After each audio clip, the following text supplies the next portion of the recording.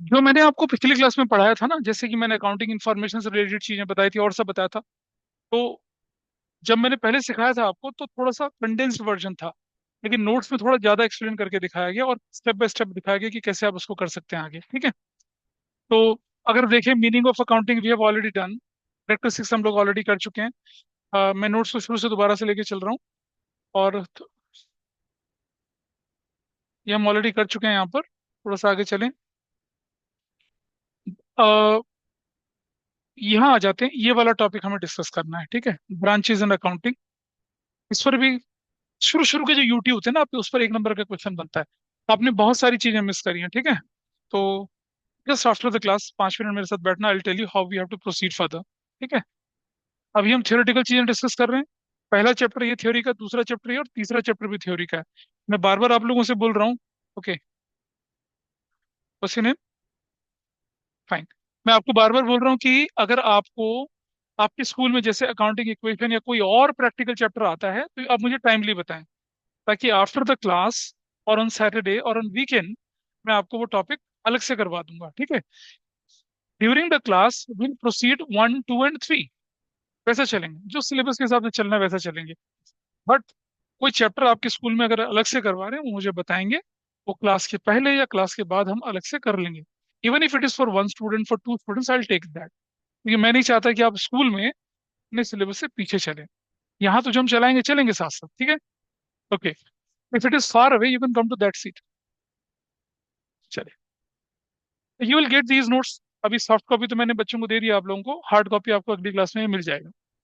हमने बोला branches of accounting. ठीक है। ब्रांचेस ऑफ अकाउंटिंग को जानने से पहले जरा जानने की कोशिश करते हैं एक छोटी सी चीज और, मैं आपको बता रहा हूँ। क्या किसी ने सुना है chartered accountants? Anybody is having any idea chartered accountants कौन होते हैं? बताओ, थोड़ा सा आइडिया। कौन होता है चार्टर्ड अकाउंटेंट? कोई भी बताए मुझे, किसको बोलते हैं चार्टर्ड अकाउंटेंट? कौन?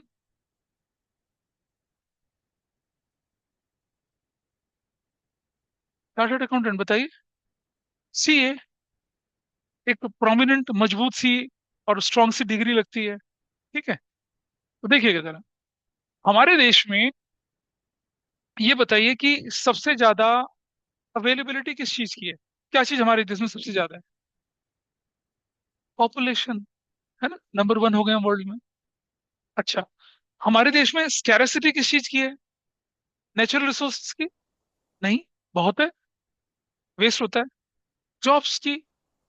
जॉब्स किस लिए करते हैं आप? पैसा कमाने के लिए। ठीक है। तो अगर हमारे देश में जॉब्स की कमी है, तो जॉब्स की कमी है तो इसका मतलब क्या हुआ कि जो जॉब है वो सस्ते में लोग मिल जाते होंगे आराम से, मतलब लेबर हमारे यहाँ सस्ता है, क्योंकि लोग बहुत ज्यादा हैं, जॉब कम है तो सस्ता है। लेकिन यूएस में क्या है फिर? वहां जो है एवरेज वेज जो है वो $5 to $7 पर आवर है। और हमारे देश के हिसाब से अगर कोई व्यक्ति, जरा ध्यान से देखिए, अगर हमारे देश में कोई आदमी आ, 8 घंटा काम करता है तो $5 के हिसाब से कितना मिलता है उसको? ₹40 मिलता है, $40 मिलता है। $40 को मिनिमम टू मिनिमम अगर मैं 80 से मल्टीप्लाई करूं तो कितना बन जाता है? $3,200। बट ₹3,200 एक दिन का क्या बन गया? एवरेज वेज बन गया, फेयर रेम्युनरेशन बन गया। लेकिन हमारे देश में तो क्या होता है, एक लेबर को नॉर्मली एक दिन में कितना पैसा मिल रहा है? अगर वो नोएडा जैसी सिटी में बनता है तो ₹550 ऐसा करीब मिलता है। जो स्किल्ड लेबर है, जैसे जैसे मिस्त्री बोलते हैं, उसको कितना मिलता है? 800 से 1,000 तक मिलता है। टाइल लगाने वाला जो बंदा होता है वो कितना लेता है? 1,000 से लेके ₹1,200 तक लेता है। अरे भाई, तो बहुत नीचे है। इतना नीचे है, बहुत ज्यादा नीचे है। तो कहीं मैच ही नहीं करता। Got it? तो हमारे देश में जो स्कैरसिटी है, बेसिकली किसकी है? पैसे की है। धन वो हमारे पास नहीं होता। ठीक है। अब इसका अकाउंटिंग से क्या लेना देना, वो मैं आपके सामने यहाँ शेयर कर रहा हूँ। देखिए कैसे। तो जो अकाउंटिंग होती है वो, अकाउंटिंग की जो ब्रांचेज हैं वो 3 तरह की ब्रांचेज हैं अकाउंटिंग। यहाँ देखिएगा, एक है फाइनेंशियल अकाउंटिंग। Financial accounting. ठीक। एक होती है क्या? कॉस्ट अकाउंटिंग,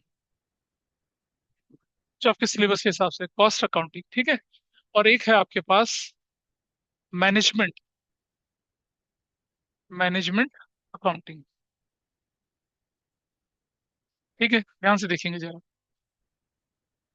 इंडिया के अंदर, हमारे देश के कंटेक्स्ट में मैं बोल रहा हूँ, फाइनेंशियल अकाउंटिंग का एक्सपर्ट कौन होता है? चार्टर्ड अकाउंटेंट्स होते हैं, सीए।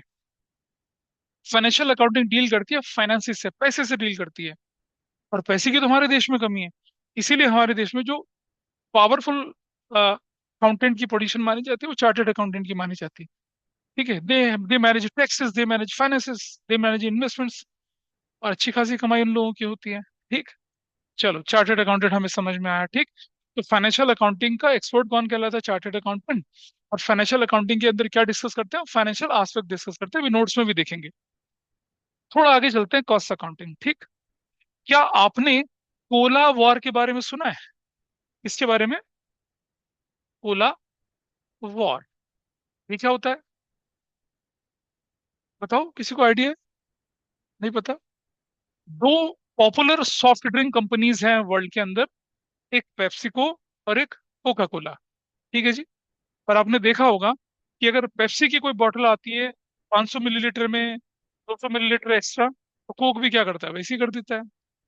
पेप्सी, अगर कोक बोलता है अगर मैं 2 लीटर के साथ 200 मिलीलीटर फ्री दूंगा, तो कुछ दिनों में क्या होता है? पेप्सी की भी वैसी बोतल आनी शुरू हो जाती हैं। अगर डाइट कोक आती है तो पेप्सी वाला भी वो निकालता है।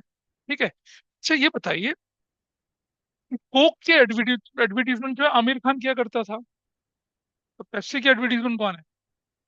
अक्षय कुमार करते हैं। क्या सुना है, देखा कभी आपने कोक का एडवर्टीजमेंट अगर आमिर खान कर रहा है तो पेप्सी का एडवर्टीजमेंट राजपाल यादव करता है? उसी की टक्कर का बंदा रखते हैं ना वो लोग। ठीक। अच्छा, अब एक और मार्केटिंग का एक सिंपल सा प्रिंसिपल होता है, आउट ऑफ साइट तो आउट ऑफ माइंड। आपने देखा, सर्दियों में भी कोक के और पेप्सी के खूब ऐड आते हैं। क्यों देते हैं? सर्दियों में कौन पी रहा होता है भाई कोक? पीते हैं, थोड़ा बहुत पीते हैं, लेकिन उतना थोड़ी पीते हैं जितना गर्मी में पीते हैं। यानी कि अगर आप एडवर्टीजमेंट नहीं करेंगे तो लोग आपको भूल जाएंगे। आउट ऑफ साइट तो आउट ऑफ माइंड, इसलिए उन्हें एडवर्टीजमेंट करना पड़ता है।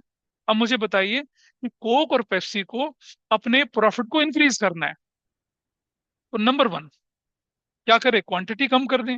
अगर क्वांटिटी कम कर देंगे तो लोग लेना बंद कर देंगे। हिंदुस्तान में तो क्या होता है, क्वांटिटी मैटर्स अ लॉट। ठीक। क्वालिटी डाउन डाउन कर दीजिए। क्वालिटी डाउन करेंगे तो क्या हो जाएगा? प्रोडक्ट जो लेते भी थे वो भी लेना बंद कर देंगे, तो वो भी नहीं कर सकते हम। एडवर्टीजमेंट की कॉस्ट कम कर दीजिए, वो करेंगे नहीं। अगर आपने शाहरुख खान को हायर किया तो सामने वाला आमिर खान को हायर कर रहा है। ठीक है। या सलमान खान को हायर कर रहा है, देखा होगा ना, दोनों में इसी तरह, ये इन्हीं के बीच में चल रहा होता है। तो वो दोनों पैसा तो खूब लेते हैं। अगर आप, पेप्सी ने अगर कोई बी ग्रेड का एक्टर लेना शुरू कर दिया तो लोग कहेंगे भाई क्या हो गया, पेप्सी को नुकसान में जा रही है, मार्केट में इफेक्ट पड़ना शुरू हो जाएगा। एडवर्टीजमेंट की कॉस्ट भी आप कम नहीं कर सकते हैं। ठीक है जी। तो भाई प्रॉफिट बढ़ेगा कैसे? ठीक है। सेल्स बनाने के लिए तो आपको एडवर्टीजमेंट करना ही पड़ेगा। सेल्स हवा में थोड़ी बढ़ती है, उसके लिए आपको प्रोडक्ट की quality, pricing, advertisement, sales efforts और इनोवेशन, बहुत कुछ करना पड़ता है। तो कॉस्ट अकाउंटिंग वो फील्ड ऑफ नॉलेज होती है जो क्या करती है, आपकी कॉस्ट को कंट्रोल करने की कोशिश करती है। बहुत सारे और तरीके होते हैं। जैसे आप देखें कि अ, नमकीन भुजिया जो होता है ना हल्दीराम वालों का या बिकानो वालों का, वो दिल्ली में भी मिलता है, नोएडा में भी मिलता है, और वो गोवा में भी मिलेगा आपको, और साउथ में भी मिलेगा। लेकिन जब गोवा में जाएंगे और आप उस पैकेट को उठा के देखेंगे तो लिखा होगा मैन्युफैक्चर्ड एट दिस पणजिम, मतलब गोवा के आसपास ही मैन्युफैक्चर करते हैं उसको। ठीक है। लेकिन नोएडा में अगर आप हल्दीराम का पैकेट उठा के देखेंगे तो क्या लिखा रहेगा? Manufactured and packed at sector 62 में। हल्दीराम का क्या है, एक बड़ा सा कंपाउंड है, कमर्शियल कॉम्प्लेक्स में होता है। क्यों नहीं ऐसा करते वो कि नोएडा में बनाए और फिर उसको क्या करते हैं, ट्रांसपोर्ट करेगा गोवा में, तमिलनाडु में, त्रिवेंद्रम में? क्यों नहीं करते हो? ट्रांसपोर्टेशन की कॉस्ट लगती है ना। तो इसीलिए वो क्या करते हैं, जहां जहां उनकी इंटेंस डिमांड होती है वहां वहां वो अपनी फैक्ट्री लगा लेते हैं। एक बार का खर्चा, और फिर महाराष्ट्र की, गोवा की, कर्नाटका की, तमिलनाडु की डिमांड वो वहीं से पूरी कर लेते हैं। ठीक है। Who has advise them? Cost accountant. ठीक है। अब अनफॉर्चुनेटली हमारे देश में ना कॉस्ट कोई मायने नहीं रखती। आपने देखा होगा, मिस्त्री मिस्त्री मजदूर क्या कितना बर्बादी फैलाते हैं, काम में सफाई नहीं, लेबर मटेरियल खराब कर रहा होता है। हमारे देश में कोई फर्क नहीं पड़ता।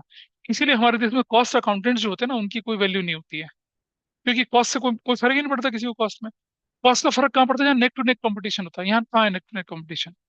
तो जिन्हें हम कॉस्ट अकाउंटिंग बोलते हैं, इसके एक्सपर्ट्स को क्या बोलते हैं? इसके एक्सपर्ट्स को बोलते हैं cost and management accountant. Cost and management accountant बोला जाता है उनको। Cost and management, cost and management accountant होते हैं ये। ये भी कॉमर्स की एक प्रोमिनेंट डिग्री होती है। ये तो सीए बनता है, इसको बोलते हैं CMA, cost and management accountant. ये भी अपने आप में एक डिग्री होती है, 12th के बाद आप इसे परस्यू कर सकते हैं। ठीक। चलिए जी, अब जरा देखिए, इंडिया के अंदर जॉब मार्केट में नंबर वन पे आते हैं। ठीक है, मतलब नंबर वन पे तो खैर नहीं आते हैं, दे आर, अगर कॉमर्स के बाद इनको नंबर टू पे आते हैं, ये नंबर तीन पे आते हैं। ठीक। नंबर वन पे कौन लोग आते हैं? ये भाई सब नंबर वन में आते हैं। ये कौन होते हैं? ये वो लोग होते हैं, क्या बोले क्या?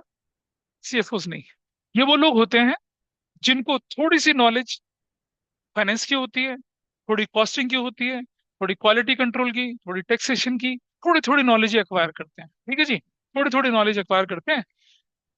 और they are jack of all but master of none.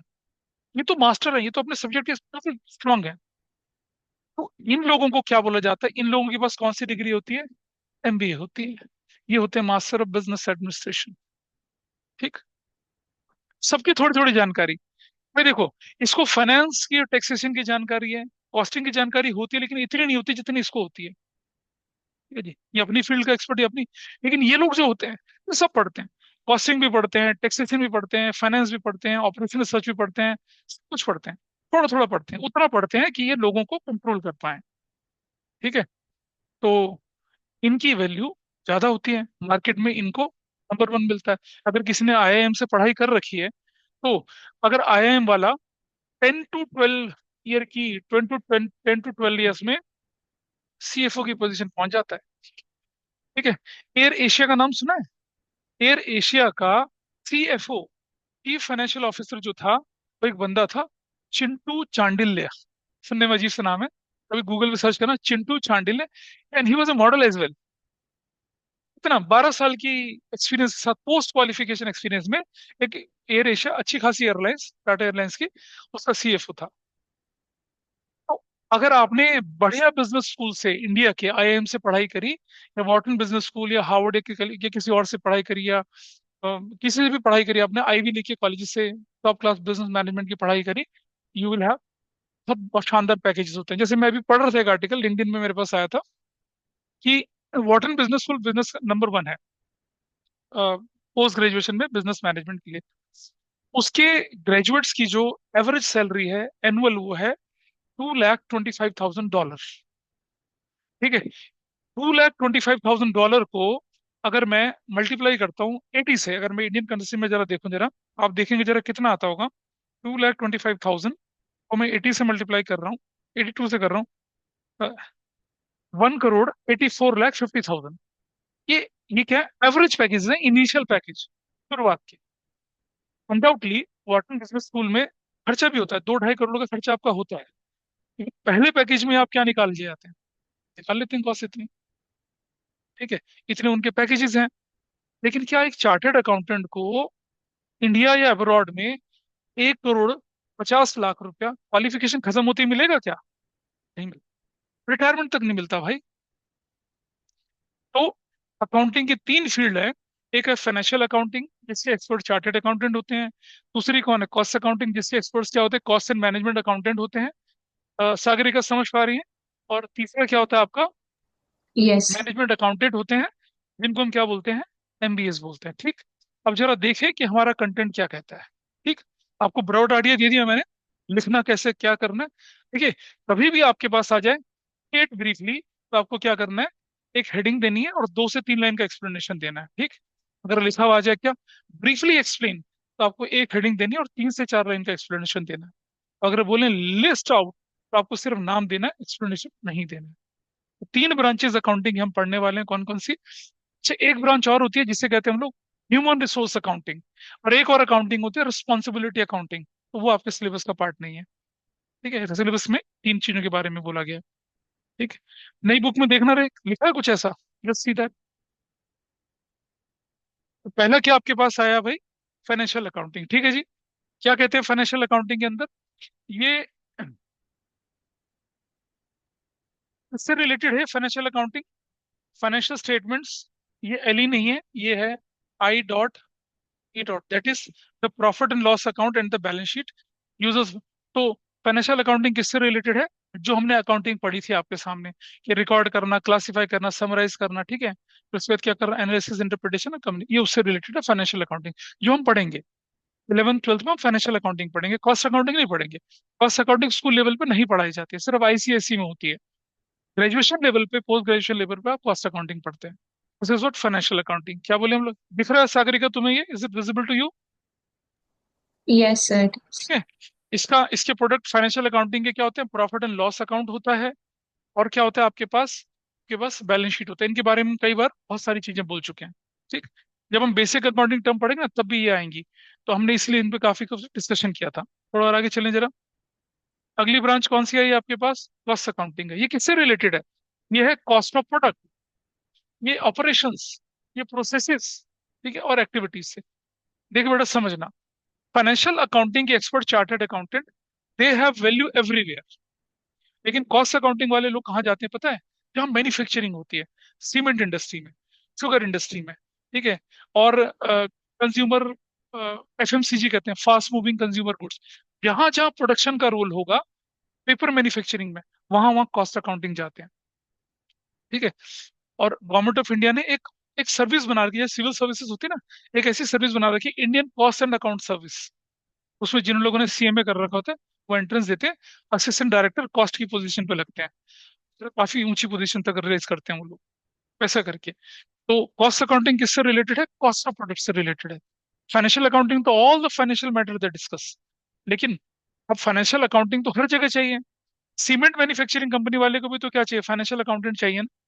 तो वो सीए भी रखते हैं और कॉस्ट अकाउंटेंट भी रखते हैं, लेकिन सीए को ज्यादा वैल्यू देते हैं, कॉस्ट अकाउंटेंट को कम वैल्यू देते हैं। लेकिन अनफॉर्चुनेटली इंडिया में ये ट्रेंड है।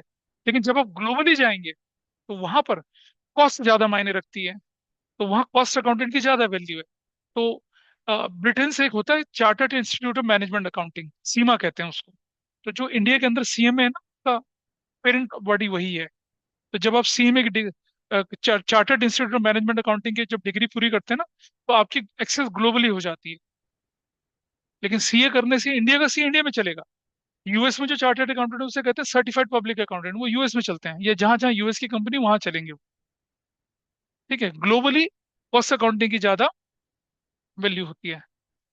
लेकिन हमारे देश में फाइनेंशियल अकाउंटिंग की वैल्यू ज्यादा, कॉस्ट अकाउंटिंग से नीचे, और सबसे ऊपर एमबीए। एमबीए भी बढ़िया जगह से। क्या बना हमारे पास? अच्छा, अब बारी आई हमारे पास क्या, मैनेजमेंट अकाउंटेंट। ये क्या करते हैं? रिसेंटली डेवलप्ड ब्रांच, ये सब तरह से, फंड से हो गया, ये कॉस्ट, फंड की बात करते हैं, कॉस्ट की बात करते हैं, प्रॉफिट की बात करते हैं। They get into everything which is related to business administration. तो इनकी जो कैपेसिटी, एनालिटिकल कैपेसिटी, और इनकी जो पहुंच होती है, वो सीए या चार्टर्ड अकाउंटेंट से ज्यादा इन डेप्थ चली जाती है, as far as business control is concern. ठीक है। तो देखिएगा, सीईओ जो बनते हैं, वो कौन बनता है? या तो जिसने एमबीए फाइनेंस कर रखा हो, या जिसने एमबीए मार्केटिंग कर रखी हो। ठीक है। चार्टर्ड अकाउंटेंट लोग जो होते हैं और कॉस्ट अकाउंटेंट लोग जो होते हैं, ये मोस्टली क्या बनते हैं? सीएफओ बनते हैं। तो टॉप पोजीशन सीईओ होती है। उसके नीचे देखिए, अगर मैं बोलूँ तो यहाँ पर सबसे ऊपर हमारे पास कौन आते हैं? सीईओ आते हैं। इनके नीचे लोग काम करते हैं। इनके नीचे सीएफओ काम करते हैं, सीएमओ काम करते हैं, सीटीओ काम करते हैं, या सीओओ भी बोलते हैं उनको।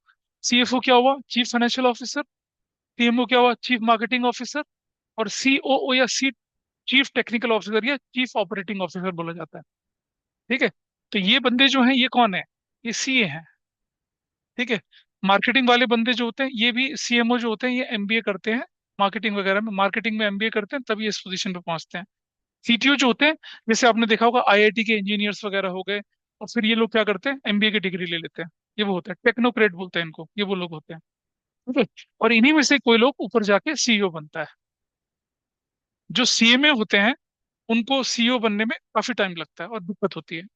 लेकिन अगर आपने एमबीए मार्केटिंग या एमबीए फाइनेंस करा हुआ है, तो आपको सीईओ बनने में 15 से 20 साल तक लगेगा, और आप आराम से बन जाते हैं। लेकिन सीए जो बंदा होता है, शायद 25 या 30 की एज तक भी ना बन पाए, क्योंकि उसका अपना स्पेशलाइजेशन होता है। ऐसा करके बनते तो वो भी हैं, लेकिन इट टेक्स टाइम। ठीक है, चलिए आगे चलते हैं जरा। कौन सा पार्ट आया? तो तीनों ब्रांचेस अकाउंटिंग के आपने देखा, फाइनेंशियल, कॉस्ट, और क्या था आपके पास, ये मैनेजमेंट अकाउंटिंग है। ठीक है, अब एक बड़ी मजेदार चीज हम डिस्कस करेंगे आपके साथ, देखिए जरा। ठीक है, हमने आपको बताया था ना पहले अकाउंटिंग का प्रोसेस। ठीक है, प्रोसेस बताई थी अकाउंटिंग की। हम just just showing it again to you, accounting का प्रोसेस देखिए। यहाँ अकाउंटिंग का प्रोसेस है। ठीक है, ये प्रोसेस है भाई अकाउंटिंग का। I think it is visible to you. Sagarika दिख रहा है पूरा अकाउंटिंग का process on your screen? Yes sir. ठीक है, जरा समझना। एक ये वाला part, identification of events, measuring the events, और उसको रिकॉर्ड करना। ठीक है जी, रिकॉर्ड करना, और हद से हद तक उसको क्लासिफाई कर देना। ये काम कौन करता होगा? एक चार्टर्ड अकाउंटेंट करता होगा या क्लर्क करते होंगे? बताइए तो जरा, सोचो। बेसिक काम है, इवेंट, ट्रांजेक्शन इवेंट को ढूंढना, उनको रिकॉर्ड कर देना, उसको क्लासिफाई करना। क्लर्क करते हैं इस काम। क्लर्क। ठीक है, तो अकाउंटिंग प्रोसेस का ये वाला पार्ट जो है, इसे कौन परफॉर्म करता है? क्लरिकल स्टाफ या जूनियर स्टाफ, या जो रिसेंट रिक्रूट्स होते हैं वो करते हैं। इसको पता है क्या बोला जाता है? इसको बोला जाता है बुक कीपिंग। क्या बोला जाता है इसको? बुक कीपिंग बोला जाता है। ठीक, और उसके बाद के जो स्टेप होते हैं, ये करे जाते हैं स्पेशलाइज स्टेप्स होते हैं। ठीक है, समराइज करना, एनालाइज, इंटरप्रिटेशन, और कैसे कम्युनिकेट करना उसको मीनिंगफुल वे में, ये जो काम होता है, इसको बोला जाता है क्या? अकाउंटिंग। अभी तक तो हमने अकाउंटिंग की डेफिनेशन पढ़ी थी ना, इसको अकाउंटिंग बोला जाता है। ये सारे काम इनको, तो अकाउंटिंग प्रोसेस के ये वाले जो स्टेप है, इन्हें बुक कीपिंग बोला जाता है, और बाकी वाले स्टेप को क्या बोला जाता है? अकाउंटिंग बोला जाता है। ठीक, आपके स्कूल के एग्जाम में, और या जब भी आपके एग्जाम होंगे, सबसे इंपॉर्टेंट क्वेश्चन है, 3 नंबर का क्वेश्चन, ये 100% आएगा। डिफरेंस लेना, difference between book keeping and accounting, note कर लीजिए। Difference between book keeping and accounting, most important question है। मोस्ट इंपॉर्टेंट क्वेश्चन आता है ये, और इस पर 3 से 6 नंबर का क्वेश्चन आपके एग्जाम में आता है। जब आपका पहला यूटी होगा कोई भी, you will see the question from this. बड़ा पॉपुलर है, हम भी देते हैं अपने स्कूल में, बाकी टीचर्स भी अपने स्कूल में देते हैं। सभी स्कूल में होता है बुक कीपिंग और अकाउंटिंग का डिफरेंस। ठीक है, तो मोटा मोटा पता चला आपको। The initial process, initial steps जो होते हैं अकाउंटिंग के प्रोसेस के, उन्हें हम बुक कीपिंग बोलते हैं। ठीक है, बुक कीपिंग का मतलब कीप द बुक्स नहीं होता, to maintain the books of accounts, उसे बुक कीपिंग बोला जाता है। ठीक है, क्यों इन्हें स्पेशलाइज बोलते हैं अभी मैं बताऊंगा आपको। थोड़ा आगे चलें अब। देखिए, अब हम चले आए जरा डिफरेंस जो है। एक बात हमेशा ध्यान रखना बच्चे, 10th क्लास में आप डिफरेंस जैसे भी लिखते थे, 11th और 12th में डिफरेंस उस ढंग से लिखना जिस ढंग से मैं बता रहा हूँ, वरना आपके नंबर कटेंगे। कैसे दिखा रहा हूँ, देखिए यहाँ देखिए।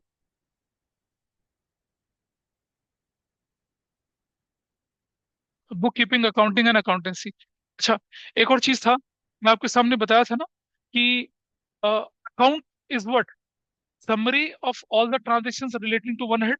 जैसे मान लो, जैसे आपके पापा का बैंक अकाउंट है, फादर, तो आपके फादर के बैंक अकाउंट में क्या होगा? सारी उन्हीं की ट्रांजेक्शन आती हैं, आपकी ट्रांजेक्शन, आपकी मम्मी की ट्रांजेक्शन वहीं चले जाती हैं? नहीं पता ना?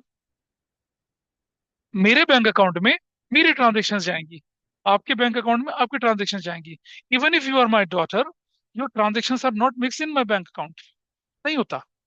अकाउंट होता है summary of all the event, all the transaction relating to one particular person या particular head in one place.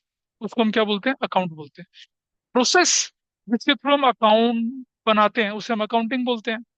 और फील्ड ऑफ स्टडी, इसके अंडर हम क्या पढ़ते हैं? अकाउंट और अकाउंटिंग दोनों पढ़ते हैं, उसको बोला जाता है अकाउंटेंसी। ये नोट्स दिखेंगे आपको, दिखेगा। ठीक है, इसीलिए मैंने बोला कि today you will feel struct, पता नहीं क्या क्या चल रहा है। तो आपको बताऊंगा मैं कि कैसे जो पिछला वाला छूटा था उसको हम कवर अप करना है, सेम विद यू, है ना? बस after the class stay for 5 minute with me. अब बुक कीपिंग जो है, हमने बोला इनिशियल स्टेप है, तो क्या क्या इसके अंदर देखो, अभी बताया था क्या क्या था। आइडेंटिफाइंग इवेंट एंड ट्रांजेक्शंस, भी प्रोसेस में बताया था। फिर क्या कर रहे हैं उसको? मेजरिंग कर रहे हैं इन टर्म्स ऑफ मनी। फिर क्या कर रहे हैं? उसको रिकॉर्ड कर रहे हैं। और लास्ट में क्या कर रहे हैं? क्लासिफाई कर रहे हैं। अभी देखा था हमने स्ट्रक्चर, ये हमारा क्या हो जाता है? ये हमारा बुक कीपिंग क्या होती है, ये उसका स्ट्रक्चर है। मतलब आउट ऑफ 7 8 स्टेप्स, शुरू के 4 स्टेप्स हमारे कहाँ चले जाते हैं, उन्हें बुक कीपिंग बोला जाता है। इसका मतलब काउंटिंग इनकम्प्लीट है अगर बुक कीपिंग नहीं होगी। अगर बुक कीपिंग हो गई तभी तो आप अकाउंटिंग कर पाएंगे ना। तो अकाउंटिंग का बेस क्या है? बुक कीपिंग होता है। बुक कीपिंग पर क्या डिपेंड करता है? अकाउंटिंग डिपेंड करता है। ठीक है, थोड़ा आगे चलें जरा। अब अकाउंटिंग के बारे में हमने पढ़ा, वो क्या चीज होती है? एक ब्रॉडर टर्म होती है जिससे क्या होता है, it is a wider term than the book keeping. ठीक है, ये बुक कीपिंग से तो शुरू होती है। ठीक है, और बुक कीपिंग क्या है? पार्ट ऑफ अकाउंटिंग है। मतलब book keeping is a part of accounting. Book keeping जो है, आपने देखा ना, शुरू के 4 स्टेप अकाउंटिंग के अंदर ये इन्वॉल्व होते हैं। ठीक है, अब डिफरेंस आपके बीच में, अभी डिफरेंस जो है यहाँ तो नहीं है डिफरेंस। डिफरेंस अभी थोड़ी देर में आपको यहाँ दिखाऊंगा मैं आपके। पर अकाउंटेंसी के बारे में क्या बोला हम लोगों ने? ये सिस्टमेटिक नॉलेज ऑफ अकाउंटिंग होती है। ये वो फील्ड ऑफ स्टडी है जिसके अंदर हम अकाउंटिंग, बुक कीपिंग, ठीक है, और अकाउंट, उन सब के बारे में पढ़ते हैं। ठीक है, it is a knowledge where accounting is the action और process. Accounting process is carried out on the basis of the rules and principles framed by accountancy. It may be said that accountancy is a knowledge of accounting, and accounting is the application of accountancy. ये accountancy कुछ नहीं करना, एक ध्यान रखना, it is a field of study under which you study everything account, accounting, उससे related topics को पढ़ते हैं। ठीक है, अब ये जो है डिफरेंस आपके पास, ये है बड़ा इंपॉर्टेंट। डिफरेंस कैसे लिखना है? ऐसे लिखना। ठीक है, मैं आपको कुछ जरूरी चीजें बताऊं। जब आप डिफरेंस करते हैं, जब आप डिफरेंस लिखेंगे तो क्या ध्यान देना है आपको डिफरेंस लिखते समय? सबसे पहले आपको, जैसे आपने लिखा, जैसे मान लो हमसे क्वेश्चन बोल रहा है कि डिफरेंशिएट, देखना कुछ लोग गलती करते हैं, जो differentiate between between book keeping book keeping and accounting. हमारे पास क्वेश्चन आ गया कि differentiate between book keeping and accounting, और ये हमारे पास 4 नंबर का क्वेश्चन आ गया। तो जब 4 नंबर का क्वेश्चन है तो सबसे पहले हमें कितने पॉइंट लिखने हैं? 4 पॉइंट लिखने हैं। तो बड़ा क्लियर है, 4 पॉइंट लिखने लिखने। अच्छा, 10th में आप कैसे करते थे अगर ऐसा क्वेश्चन आ जाता तो? किसी भी सब्जेक्ट में, एसएसटी में आ जाता, साइंस में आ जाता, तो कैसे करते थे बताओ? How do you do that? हाँ, क्या बनाते थे? बस, मतलब आप ऐसा लिखते थे यहाँ पर, you will write book keeping यहाँ, और इधर लिखते थे क्या? अकाउंटिंग। ऐसा कर दिया, ऐसे लिख दिया, ऐसे, ऐसे, और 1 नंबर, 2 नंबर, 3 नंबर, ये लिखा, ये लिखा, ये लिखा, ये लिखा, ये लिखा, और ऐसे ऐसा चलता था काम। ठीक है, और कुछ बच्चे क्या कहते थे, क्योंकि ए पहले आता है और बी बाद में आता है, तो हम क्या करेंगे, हम ऐसा लिखेंगे, हम ऐसा लिखेंगे यहाँ पर, हम लिखेंगे, यहाँ अकाउंटिंग लिखेंगे, और यहाँ क्या लिखेंगे? बुक कीपिंग यहाँ लिखेंगे हम। करते हैं बच्चे। अब देखो क्या गड़बड़ होती है इससे। 11th और 12th में जो पेपर है वो स्ट्रिक्टली मार्किंग स्कीम के हिसाब से ट्रैक होते हैं। आपका क्वेश्चन था differentiate between book keeping and accounting, तो जो मार्किंग स्कीम आएगी, लेफ्ट हैंड साइड पे बुक कीपिंग के बारे में लिखा होगा, और राइट हैंड साइड पे अकाउंटिंग के बारे में लिखा होगा। क्लियर है जी? और आप क्या करके आए हैं? किस तरफ लिख के आए हैं? अब क्या उल्टा, क्या लिख के आए हैं? इस तरफ अकाउंटिंग, उस तरफ क्या लिख के आए हैं? Book keeping. अब एक एग्जामिनर जो अपनी बीवी से लड़ाई करके आया है, वो क्या देख रहा है? यार ये, मतलब ठीक है, सपोज कई बार जो सीबीएसई की मार्किंग स्कीम आती है, उसमें जो हेडिंग होती है ना, वो पिछले पेज पे चली जाती है और आंसर दूसरे पेज पे आ जाता है। अब वो क्या ढूंढेगा? वो इस तरफ क्या ढूंढेगा? बुक कीपिंग के पॉइंट ढूंढेगा। इस तरफ क्या ढूंढेगा? अकाउंटिंग के। ठीक है, और नहीं मिला तो क्या करेगा वो? नंबर गए। तो कभी भी बुक कीपिंग, मतलब कभी भी डिफरेंस का क्वेश्चन आए, तो जो पहले जैसे लेफ्ट हैंड साइड पे बोला बुक कीपिंग, तो लेफ्ट हैंड साइड पे रखिए, अकाउंटिंग बोला तो अकाउंटिंग रखिए, अपनी मर्जी से बदल मत दीजिए उसको। उससे नंबर खराब होने के चांसेस बन जाते हैं। ठीक है, दिस इज वन थिंग। तो देखिए सर, तो हमसे पूछा गया कि बुक कीपिंग और अकाउंटिंग का डिफरेंस है, तो हमने क्या करा, बुक कीपिंग यहाँ रखा, अकाउंटिंग यहाँ रखा। और और एक चीज करनी है, write serial number as well, और राइट बेसिस ऑफ अकाउंट। भाई ये तो मोस्ट इंपॉर्टेंट चीज है, मोस्ट इंपॉर्टेंट। अगर मान लो आपके क्वेश्चन पेपर में लिखा है differentiate between book keeping and accounting on the basis of scope, stage and objective, लिखा हुआ भी है, तो भी आंसर शीट में आप ये तीनों लिखेंगे। क्योंकि अगर आप बेसिस ऑफ डिफरेंस नहीं लिखेंगे तो आपके नंबर कट जाएंगे, ये लूज मार्क्स। 3 नंबर का क्वेश्चन है, even if basis of difference are given in the question, आपको लिखने हैं। अगर आप नहीं लिखेंगे तो क्या हो जाएगा आपके, ये 3 नंबर का क्वेश्चन, आपको 2 नंबर मिलेंगे, काट देंगे वो। आप बोलेंगे सर, बुक कीपिंग और अकाउंटिंग का जो डिफरेंस था, बेसिस ऑफ डिफरेंस तो क्वेश्चन पेपर में गिवन थे। हाँ गिवन थे तो भी आपको लिखना है, और अगर नहीं गिवन है तो बेसिस ऑफ डिफरेंस बनाने हैं आपको, तब लिखने हैं। तो जितने भी बेसिस आएंगे डिफरेंस के, वो मैं सब आपको दूंगा इस तरह से, और बेसिस के साथ लिख के देंगे आपको, ठीक है। तो रूल ऑफ थंब क्या है कि जब भी बुक कीपिंग और जब भी कोई डिफरेंस बेस्ड क्वेश्चन आएगा तो आपको क्या करना है, बेसिस ऑफ डिफरेंस तो लिखने ही लिखने हैं, even if it is given in the question. और दूसरी चीज का क्या ध्यान रखना है, जो लेफ्ट ये पहले जो है उसे लिखना है और बाद वाले को बाद की तरफ लिखना है। एक और चीज, जैसे स्कोप का क्वेश्चन आया, क्या क्वेश्चन आया आपके पास, स्कोप का क्वेश्चन, ठीक है। बच्चा क्या करता है, लिखेगा इसका स्कोप, लिखेगा क्या, नैरो, नैरो, इसका स्कोप क्या लिख देगा, वाइड, और लिख के आ जाएगा, बड़े पेपर बहुत अच्छा गया। भाई जब भी डिफरेंस वगैरह आएंगे तो आपको एक मीनिंगफुल सेंटेंस लिखना है। इवन इफ बुक्स में लिखा है इसका स्कोप नैरो, इसका स्कोप वाइड, तो आप लिखेंगे it has narrow scope, it has wider scope, sentence बना के आएंगे, एक शब्द नहीं लिख के आएंगे। जैसे जैसे हम बोलेंगे स्टेज, यहाँ लिखा है क्या, प्राइमरी, यहाँ क्या लिखा है, सेकेंडरी। बच्चा आंसर में क्या लिख के आता है, बच्चा लिख के आता है प्राइमरी, और क्या लिख के आता है, सेकेंडरी, ठीक है, वैसे लिख के आता है। तो आपको, अब आप देखिए यहाँ लिखा है ना, आप लिखेंगे गलत तो नहीं होगा ना, वो क्या लिखा, हमने बोला बुक कीपिंग की प्राइमरी स्टेज होती है, बताया था, और अकाउंटिंग क्या होती है, लेटर स्टेज, सेकेंडरी स्टेज होती है। अरे क्यों तंग कर रहे हो भाई।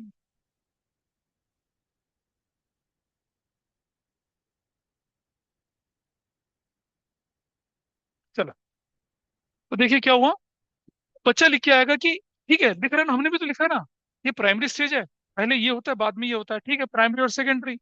लेकिन अगर आप लिख के आएंगे क्या, प्राइमरी और सेकेंडरी, तो गड़बड़ हो जाएगी। मुझे लगता है कुछ ज्यादा परेशान है, सॉरी। हेलो, हेलो,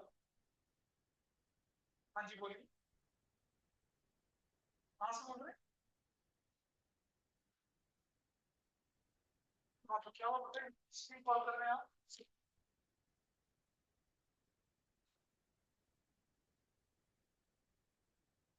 अरे भाई मैं डीटीसी का एम्प्लॉय नहीं हूँ, manager,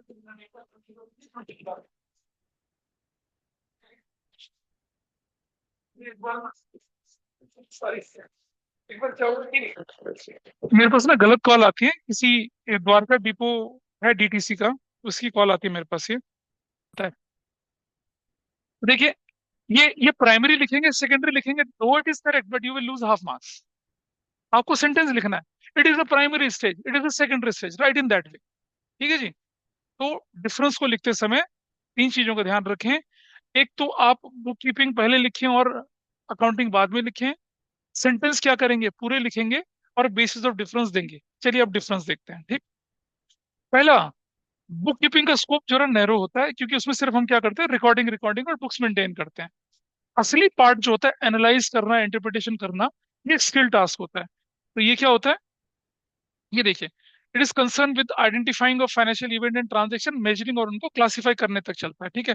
accounting is concern with summarising the recorded transactions events, interpreted, ये दम है, and communicating to the results thereof. यानी कि देखा, उसके बाद वाले पार्ट को ये कवर करता है। इसका स्कोप जो है नैरो होता है, और जो एनालाइज करने का स्कोप वो हमेशा वाइडर होता है, वहां चलता है, ठीक है। अब एक और चीज, स्टेज, ये कौन सी स्टेज है, ये प्राइमरी स्टेज है, बिगिनिंग वाली स्टेज है। ये कौन सी स्टेज है, ये सेकेंडरी स्टेज होती है। लेकिन जहां बुक कीपिंग खत्म होती है वहां अकाउंटिंग शुरू होती है। शुरू शुरू में नहीं बताया, वरना आप बोलते हैं यार ये क्या अकाउंटिंग, क्या बुक कीपिंग, क्या। अब आप समझ चुके हैं बहुत सारी चीजें, इसलिए हम डिस्कस कर रहे हैं। ऑब्जेक्टिव, इसका ऑब्जेक्टिव क्या होगा, systematic entry in the books of accounts, जो भी आपकी ट्रांजेक्शन हो रही हैं, जो भी इवेंट हो रही है, उनको सिस्टमेटिक तरीके से क्या करना, बुक्स में रिकॉर्ड करना, ठीक है। तो इसका ऑब्जेक्टिव क्या है, आपका प्रॉफिट या लॉस कैलकुलेट करना, आपकी फाइनेंशियल पोजीशन पता लगाना। क्लर्क नहीं बनाएगा आपका profit and loss account, clerk नहीं बनाएगा आपकी बैलेंस शीट। ये काम कौन करेगा, ये काम कौन करता है, ये काम करता है फाइनेंस मैनेजर, जो सीएफओ होगा, उसको फाइनलाइज करनी होती है। कभी भी आप किसी कंपनी के एनुअल रिकॉर्ड उठा के देखेंगे ना, तो आपको दिखेगा उसमें जो सिग्नेचर होता है ना, वो सीएफओ के होते हैं। उसके नीचे लोगों के तो एंटाइटलमेंट ही नहीं होता है। तो ऑब्जेक्टिव की बात करी हम लोगों ने, नेचर, रोज ट्रांजेक्शन ढूंढो, आइडेंटिफाई करो, मेजर करो, क्लासिफाई करो और समराइज करो, हर रोज उन्हें यही करना है, कोई चैलेंज ही नहीं है। ये क्या है, रूटीन टास्क है। लेकिन ये क्या है, एनालिटिकल टास्क है, और डायनामिक है नेचर में। Can anybody tell me the meaning of dynamic? बोलो क्या होता होगा डायनेमिक? सोचो। हम कहते हैं ना बड़ी डैशिंग एंड डायनेमिक पर्सनैलिटी है, इसका क्या मतलब हुआ? उसके दो हाथ, चार पैर, सर पे मुकुट, है ना, कुछ ऐसा कुछ निकलता है, पूंछ निकली हुई है, पंख, ऐसा होता है डायनेमिक? नहीं। डायनेमिक का मतलब मैनेजमेंट और अकाउंटिंग में होता है ever change, keeps on changing. ठीक है। अब आप बोलेंगे सर अकाउंटिंग में क्या डायनेमिक हुआ? सोचो। पहले कंपनीज एक्ट 1956 था, तो बुक्स ऑफ अकाउंट्स 1956 के एक्ट के हिसाब से बनती थी। फिर कंपनीज एक्ट 2013 आया, बुक्स ऑफ अकाउंट किसके हिसाब से बनने लगे? 2013 के हिसाब से बनने लगे। पहले चलता था हमारे देश में सेल टैक्स, सेल टैक्स के हिसाब से अकाउंटिंग होती थी। फिर आया वैट, उसके हिसाब से अकाउंटिंग चलती थी। अब आ गया जीएसटी। तो आप जीएसटी, जब हम 2001 में पढ़ाना शुरू करते थे, हम लोग सेल टैक्स के बारे में पढ़ाते थे। फिर धीरे धीरे हमने वैट के बारे में जनरल एंट्री पढ़ाई, ठीक है, अकाउंटिंग के अंदर ही। और अब हम जीएसटी के बारे में पढ़ाते हैं। तो व्हाट इज दैट? अब ये जो रूट, ये वाला नेचर वाला, इनका तो काम क्या है? आइडेंटिफाई करना, क्लासिफाई करना और रिकॉर्ड कर देना। जीएसटी के इम्प्लीकेशन, इनकम टैक्स के इम्प्लीकेशन, कंपनीज एक्ट के इम्प्लीकेशन, ये कौन देखेगा भाई? अकाउंटिंग के एक्सपर्ट देखेंगे ना, ये थोड़ी देखेंगे। इनको तो इंस्ट्रक्शन मिल जाता है कि भाई ऐसे ऐसे करना है, आपने वो करेंगे। भाई देखो, सॉफ्टवेयर बना लिया सॉफ्टवेयर बनाने वाले ने, और क्लर्क तो क्या करता है? डेटा एंट्री करता है ना। बाकी सॉफ्टवेयर जीएसटी की कैलकुलेशन करना, टैक्स की कैलकुलेशन करना अपने आप करता है। लेकिन चेक कौन करता है उससे? तो थोड़ी करते हैं, ये तो डेटा फीड करके दे देते हैं। चेकिंग का काम तो कौन करते हैं? मैनेजर करते हैं उसका। ठीक है जी। So nature. अब आप देखिए, ये बुक कीपिंग को कौन परफॉर्म करेगा भाई? जूनियर स्टाफ परफॉर्म करता है, क्लरिकल स्टाफ परफॉर्म करता है उसको। और इसको कौन करेगा? क्योंकि ये क्या है, स्पेशलाइज फंक्शन है, इसे कौन परफॉर्म करेगा? सीनियर स्टाफ करेगा। ठीक है। वे जूनियर सीनियर का क्या पंगा हुआ भाई? सुनिए। एक लड़का जो इंडियन मिलिट्री एकेडमी से पास होके आता है और लेफ्टिनेंट की पोजीशन आता है, 2 स्टार वाला। और एक होता है सूबेदार, सूबेदार होते हैं जेसीओ, उनके भी 2 स्टार होते हैं। लेकिन एक सिपाही जो होता है सूबेदार बनता है कम से कम 25 साल, 26 साल की सर्विस में। और लेफ्टिनेंट बनता है 1 साल में। रैंक में lieutenant is bigger than, higher than, senior than सूबेदार। ठीक है जी। लेकिन वॉर के एक्सपीरियंसेस, प्रैक्टिकल डिस्टर्ब एरिया के एक्सपीरियंसेस किसके पास ज्यादा होते हैं? सूबेदार के पास ज्यादा होते हैं। तो एक आर्मी की यूनिट में सूबेदार को, सूबेदार मेजर को, एक लेफ्टिनेंट से, कैप्टन से ज्यादा इंपॉर्टेंस दी जाती है। क्यों दी जाती है? क्योंकि उसके पास क्या है? एक्सपीरियंस है, बैटलफील्ड का एक्सपीरियंस है। ठीक है। आप बोलें कि एक क्लर्क जो 25 साल से क्लर्क है, उसे मैनेजर से ज्यादा इंपॉर्टेंस दी जाएगी? नहीं, यहाँ नहीं दी जाएगी। आर्म फोर्सेस में मिलती है, क्योंकि वहां डू और डाई का फैसला होता है। एक गलत मूव किसी ऑफिसर का और पूरी की पूरी यूनिट साफ हो जाती है। लेकिन एक गलत कैलकुलेशन, पूरी की पूरी अकाउंटिंग थोड़ी खराब हो जाएगी। क्लरिकल स्टाफ में जूनियर स्टाफ की वो इंपॉर्टेंस नहीं होती है जितनी सीनियर्स की होती है। लेकिन आर्म फोर्सेस में, जहाँ डू और डाई के क्वेश्चंस होते हैं, वहां junior staff with lots of experience fully considered valid. तो हम तो आर्मी की पढ़ाई नहीं कर रहे, हम तो किसकी पढ़ाई कर रहे हैं? अकाउंटिंग की। यहाँ जो जूनियर स्टाफ होता है वो छोटे काम करता है, और ये स्पेशलाइज स्टाफ होता है, इसे कौन करता है? सीनियर स्टाफ करता है। क्लर्क 10-15 साल के बाद हेड क्लर्क बनता है, फिर वो असिस्टेंट बनता है, तब जाके उसके पास साइनिंग पावर आती है। वैसा करके, ठीक है। और स्पेशल स्किल्स हमने बताया, इसके अंदर कोई स्पेशल स्किल नहीं चाहिए होती है। लेकिन इसके अंदर क्या चाहिए होती है? एनालाइज और इंटरप्रेट करने की एबिलिटी चाहिए होती है, जो आपको कब आती है? जब आपके पास एक प्रोफेशनल डिग्री होती है। बी ए चार्टर्ड अकाउंटेंट, सीएफए की डिग्री बोल रहे हैं हम लोग। और क्या बोले थे तुम? हाँ, सीएफए तो, वो तो मतलब चीफ फाइनेंशियल ऑफिसर हो गया ना। सीएफए भी होती है एक। ठीक है। वो डिग्री आ जाती है आपके पास तब जाके, या फिर आपने एमबीए कर लिया फाइनेंस से, तब आपके पास वो सारी चीजें आती हैं। और डिफरेंस किसके बीच में देखा अभी हम लोगों ने? बुक कीपिंग और अकाउंटिंग के बीच में देखा। ठीक है। थोड़ा आगे चलते हैं जरा। अब बुक कीपिंग, अकाउंटिंग और अकाउंटेंसी के बीच में भी डिफरेंस आ जाता है भाई। क्योंकि ये सबसे छोटा पार्ट, ये उसका पार्ट, और ये कौन है? देखिए, ये अगर पोता है तो ये पापा है, और तो ये दादाजी हैं। आप उस तरह से समझिएगा। हाईएस्ट, ब्रॉडेस्ट पार्ट है, थोड़ा कम और सबसे छोटा। फिर वही बोलिए हमने। इसका स्कोप क्या है बताइए? सिर्फ रिकॉर्डिंग तक है। इसका स्कोप क्या है? ये ये एप्लीकेशन ऑफ अकाउंटेंसी है, लेकिन बुक कीपिंग के बाद ये शुरू होता है।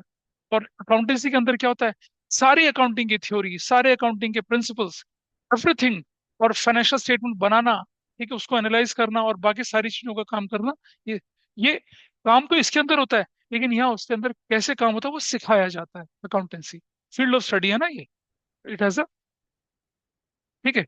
अगर मैं बोलूँ ये नैरो है, ये ब्रॉड है, ये ब्रॉडेस्ट है, इसका मतलब ये हुआ, लेकिन लिखना आपने इसी तरीके से, ठीक है। और चलें थोड़ा सा आगे। स्टेज, ये कौन सी स्टेज है, हमने पहले बोला था कि प्राइमरी स्टेज है। ये कौन सी स्टेज है, ये सेकेंडरी स्टेज है, ठीक है। लेकिन अकाउंटेंसी तो कंप्लीट प्रोसेस है, इसमें सब कवर हो जाएंगे। ये सिर्फ अकाउंटिंग, ये सिर्फ बुक कीपिंग और अकाउंटिंग की बात करता है, लेकिन ये इसके बियॉन्ड चला जाता है। देखिए, एक छोटी सी बात समझिएगा। क्या आपको लगता है कि ट्रेनिंग से हम किसी भी व्यक्ति को कुछ भी बना सकते हैं, हो सकता है पॉसिबल, लगता होगा क्या? शायद ये नहीं है, शायद हाँ। मैं एग्जांपल देता हूँ। एक बंदा जो ग्रेजुएट है और एक दूसरा बंदा भी ग्रेजुएट है। अब एक बंदा जो ग्रेजुएट है ना, वो अग्निवीर बन जाता है, और एक बंदा जो ग्रेजुएट है वो आर्मी में ऑफिसर बन जाता है। अग्निवीर की ट्रेनिंग भी कितनी होती है, वो करीब तकरीबन तकरीबन मेरे ख्याल से होगी 8 या 9 महीने की ट्रेनिंग होगी। और आर्मी के लेफ्टिनेंट की ट्रेनिंग भी 9 महीने की होगी। लेकिन जब दोनों ट्रेनिंग होके बाहर निकलेंगे, तो वो क्या होगा, एक ओबीडियंट सोल्जर बन के निकलेगा, और वो क्या बनेगा, एक चार्मिंग कॉन्फिडेंट ऑफिसर बन के निकलता है। तो ट्रेनिंग से तो पॉसिबल है। क्या हुआ, अगर कोई व्यक्ति बुक कीपिंग के काम को करता है और बहुत एक्स्ट्रा तरीके से करता है, counting equip that person with more knowledge, more qualification and more exposure, उसको आगे बढ़ा देते हैं। आर्म फोर्सेज में पता क्या होता है, जो सोल्जर एक्स्ट्रा अच्छे होते हैं, उनको क्या करती है यूनिट, चांस देती है कि आप क्या करें, एसएसबी एग्जाम को दें और आप ऑफिसर बन जाए, बनते हैं। इंडियन मिलिट्री एकेडमी देहरादून में अगर आप जाते हैं, कभी कोई कोर्स चल रहा होगा, तो जब एंट्री के लिए जब आप जाते हैं, तो बाहर रजिस्टर रजिस्टर होता है इतना मोटा। एक टाइम पे 1500 1700 ऑफिसर ट्रेनिंग ले रहे होते हैं, ठीक है। उनकी दो कैटेगरी बना रखी होती है। एक जो ऑलरेडी आर्मी से प्रमोशन लेके आते हैं एग्जाम पास करके, और एक direct entry.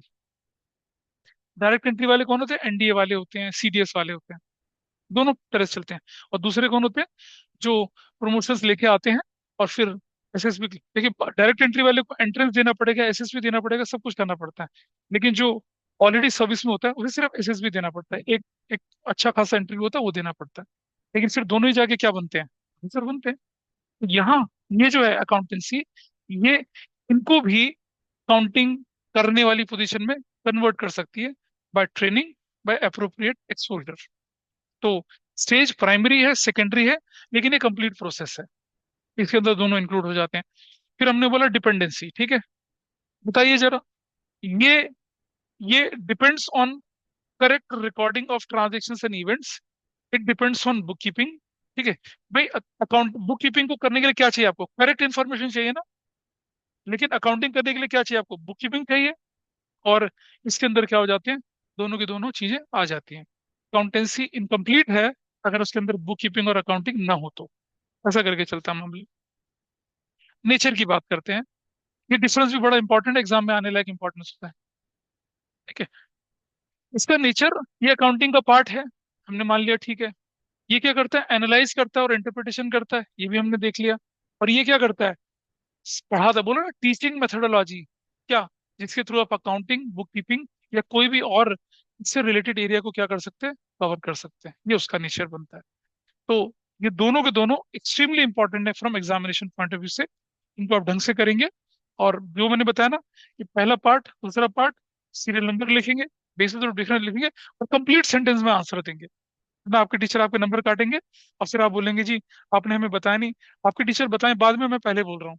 And this is the pattern every school teacher follow, इसका ध्यान रखना, ठीक है। तो आप देखेंगे, अकाउंटिंग इन्फॉर्मेशन मैंने आपके साथ ऑलरेडी डिस्कस किया था। फिर मैंने आपको बताया था types of accounting information, information relating to profit, firm trading बनाती है, company statement of profit loss बनाती है, नॉट फॉर प्रॉफिट ऑर्गेनाइजेशन क्या बनाती है, इनकम एक्सपेंडिचर, हम डिस्कस कर चुके थे पहले। Information related to financial position in balance sheet, information about cash flow, ये हम डिस्कस कर चुके हैं, याद है ना, तीसरी क्लास में हमने डिस्कस किया था। फिर हमने कहा था qualitative aspects of counting information, reliability, relevancy, understandability और कंपेरेबिलिटी, ठीक है। इसके बाद हमने बोला था यूजर्स ऑफ अकाउंटिंग इन्फॉर्मेशन, याद है, ओनर्स, हमने पॉइंट में बता दिया। मतलब कभी भी एग्जाम में क्या करना है आपको, कोई भी थ्योरेटिकल पार्ट आएगा अकाउंटेंसी बिजनेस स्टडीज में, don't write in long paragraph, तो छोटे छोटे पैराग्राफ में ब्रेक करके लिखिए। देखिए, पूरा ABCD, थोड़ा सा नंबरिंग खराब हो चुकी है, लेकिन ये पैराग्राफ में आपके पास जो नोट्स आएंगे वो करेक्टेड वाले आएंगे, ठीक है। मैनेजमेंट को क्यों जरूरत होती है, एम्प्लॉयज और वर्कर को क्यों जरूरत होती है, ठीक है, ये सब हम डिस्कस कर चुके थे। ये सिर्फ नोट्स में आपके पास आएंगे तो आपको पढ़ना ही है। बैंक और फाइनेंशियल इंस्टीट्यूशन को क्यों जरूरत पड़ती है अकाउंटिंग इन्फॉर्मेशन की, उस समय हमने बोला था ना कि मैं आपको सिर्फ एक एक्सप्लेनेशन की फॉर्म में दे रखा हूँ, this is in the structured form, ये आपको मिलेगा। इन्वेस्टर और पोटेंशियल इन्वेस्टर को क्यों जरूरत पड़ती है, क्रेडिटर को क्यों जरूरत पड़ती है, गवर्नमेंट और अथॉरिटी को क्यों जरूरत पड़ती है, रिसर्चर्स को क्यों जरूरत पड़ती है, कॉम्पिटिटर्स मैंने एक और इसके अंदर ऐड कर दिया था वो, और पब्लिक, ठीक है, ये वाला, ठीक, ये हम ऑलरेडी कर चुके हैं। ऑब्जेक्टिव्स ऑफ अकाउंटिंग वैसे ही थे जैसे हमने फंक्शंस ऑफ अकाउंटिंग बोले थे ना, तुमने पिछली बार बोला था मुझसे, ठीक है। मेंटेनिंग अकाउंटिंग रिकॉर्ड्स, इसमें हम डिस्कशन ज्यादा नहीं कर रहे। Determining profit and loss, financial, ये रिपीट हो रहा है। Facilitating management, providing accounting information to users, business assets को प्रोटेक्ट करके रखना है, ये बड़ा इंपॉर्टेंट, जरा समझिए। मैं एक इंटरेस्टिंग चीज बताता हूँ आपको, एक ट्रेंड है, ये this is for your knowledge, it's relating to this. मैंने न्यूज़पेपर में खबर पढ़ी, उसमें क्या बताया गया पता है, एक आदमी ने दूसरे आदमी की प्रॉपर्टी हड़प ली।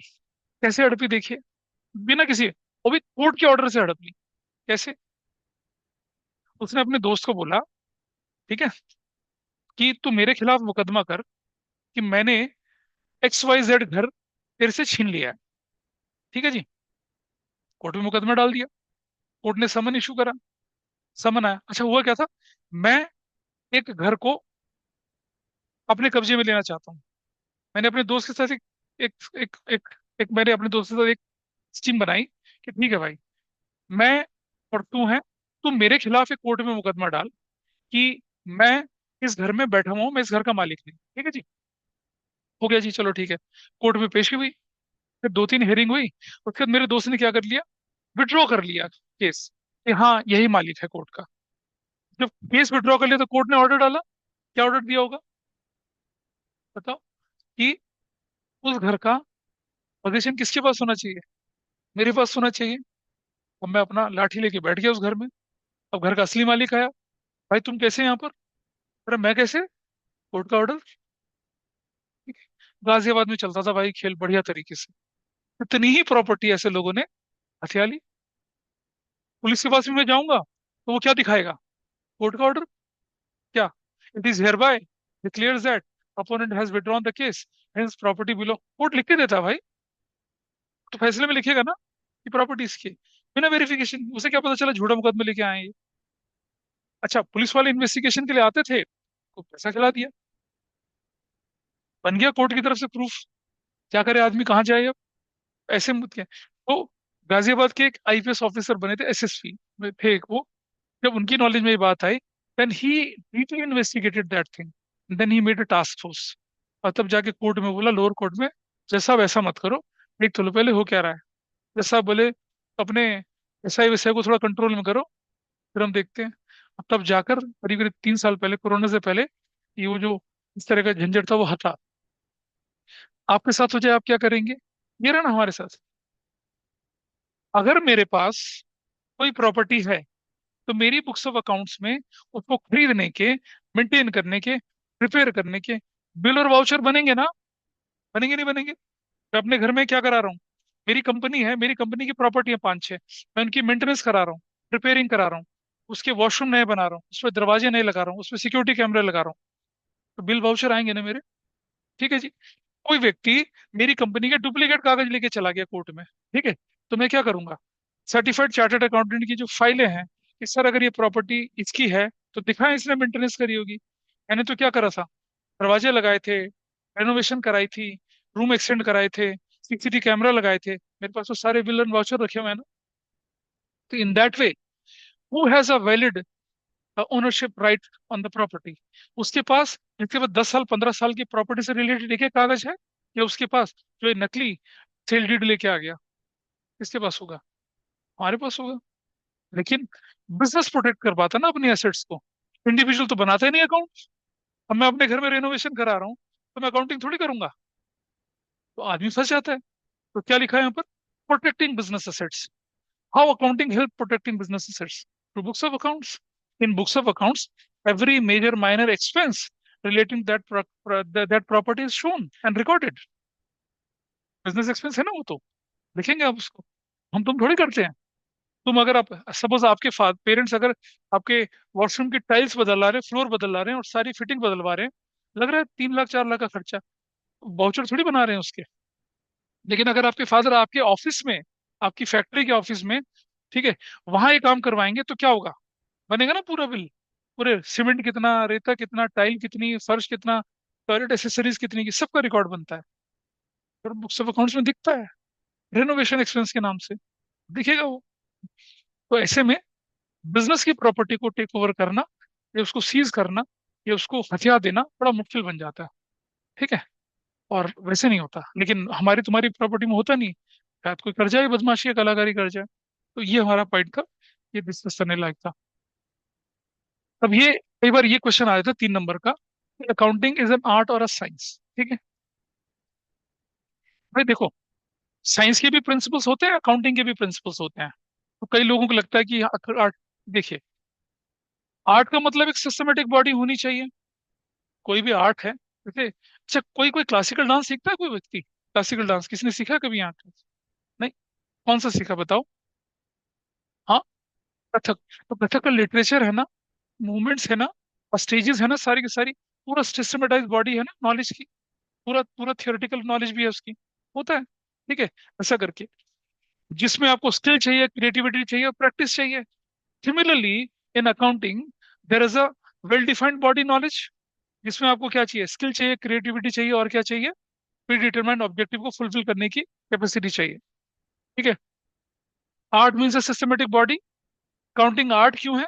क्योंकि वो प्लस आपको रिकॉर्ड, क्लासिफाई, समराइज करना, प्रॉफिट को और फाइनेंशियल पोजीशन को बनाना, इसलिए आर्ट है।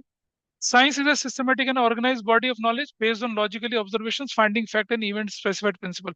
Counting is also science, as it is also organized body of knowledge based on certain specified principles and accounting standards. तो आर्ट की कैरेक्टरिस्टिक्स और साइंस की कैरेक्टरिस्टिक्स दोनों किसके अंदर चली जाती हैं? अकाउंटिंग के अंदर आती है। इसीलिए अकाउंटिंग को हम art as well as science दोनों बोल सकते हैं। बहुत सारी बुक्स में आपको पैराग्राफ की फॉर्म में दिखेगा बड़ा, हमने उसको पैराग्राफ में उसको ब्रेक करा, and it is always advisable. Teacher के लिए चेक करना आसान होता है, आपको नंबर ज्यादा मिलेंगे दूसरों के मुकाबले, तो नंबर कटने के चांस खत्म हो जाएंगे, because it becomes easier for a teacher to take it out. ऐसा करके, ठीक है। तो इस पर भी 3 नंबर का क्वेश्चन बनता है, जिसको आपको क्या देखना है? ये वाला पार्ट जो हमारे पास आ गया, ये हमारा कंक्लूडिंग पार्ट रहेगा। In fact will discuss that in the next class, ठीक है। तो करेंगे, ये कंक्लूडिंग पार्ट होगा। और शायद अगली क्लास में मैं आपका चैप्टर 2 भी शुरू कर दूँ। ठीक है? तो we are winding it up today. फिर मिलेंगे अगली क्लास में, जो कि कब होगी? मंडे को 6:30 पर, ठीक है। ओके। आप दोनों अभी मुझसे मिलकर जाएंगे। Okay Sagarika, that's all for today. Thank Yes, sir. Thank you, sir. You.